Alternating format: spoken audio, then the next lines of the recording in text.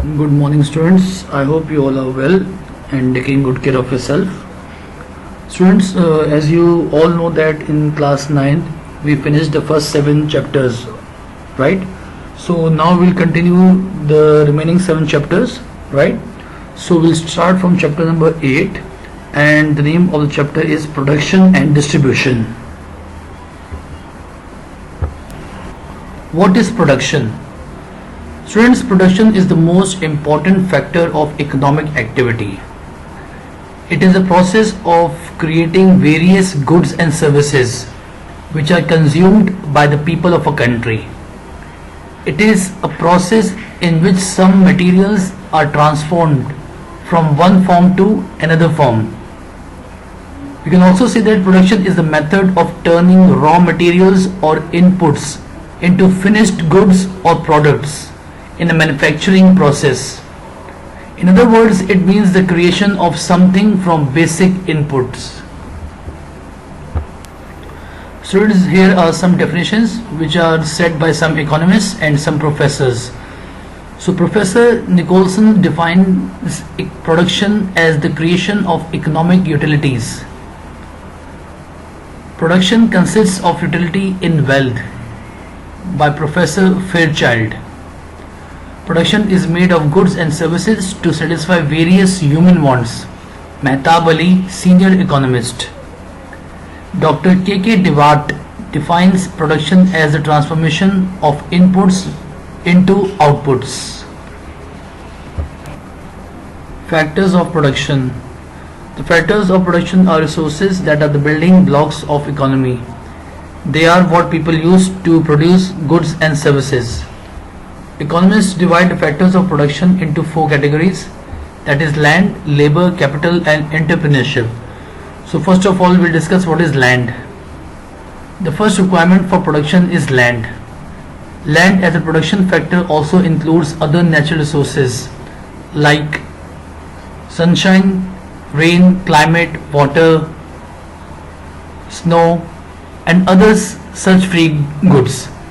The land in economics means all free gifts of nature in the original form in which they exist. Now we'll discuss the characteristics of land. Land is a free gift of nature. Man has not produced land. It is free gift of nature to man.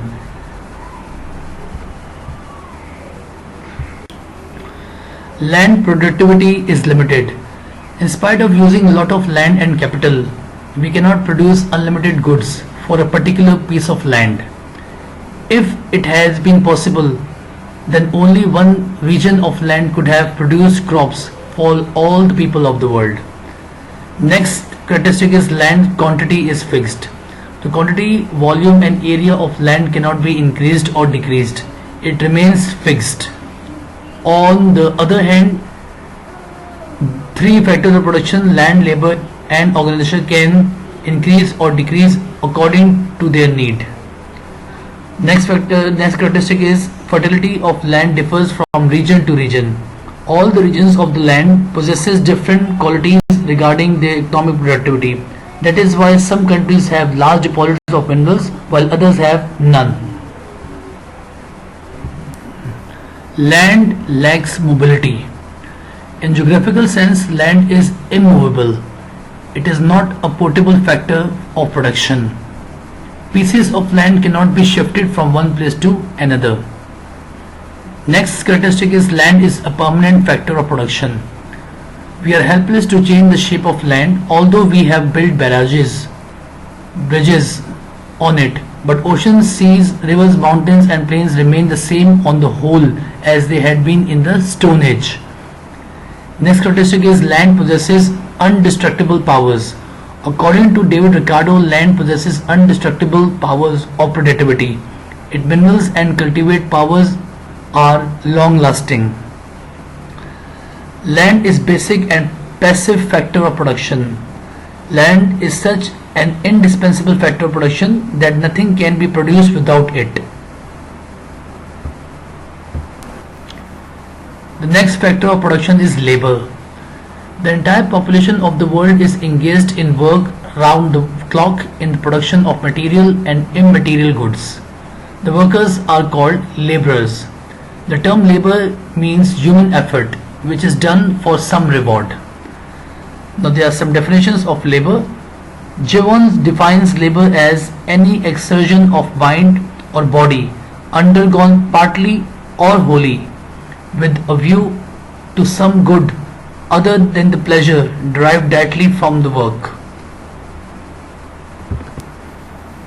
Kinds of labor. Labor may be classified into three categories: human efforts or human exertions concerning the production of goods and services, which are as follows: productive and unproductive labor, skilled and unskillful labor, and mental and manual labor.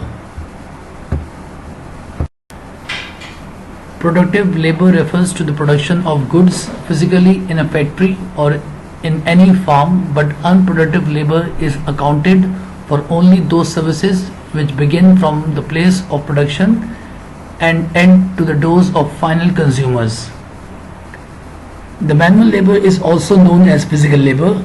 This kind of labor does not need any training, but it is discharged physically. Characteristics of labor. The labor is to be sold in person by the laborer. It is inseparable quality of laborers. Labor is indispensable for production. No production is possible without its aid. Labor is perishable. It is lost forever with the passage of time. There can be no rapid adjustment of the supply of labor. Thank you, students. That is all for today's class. We'll continue the same chapter in the next lesson. Okay class, thank you.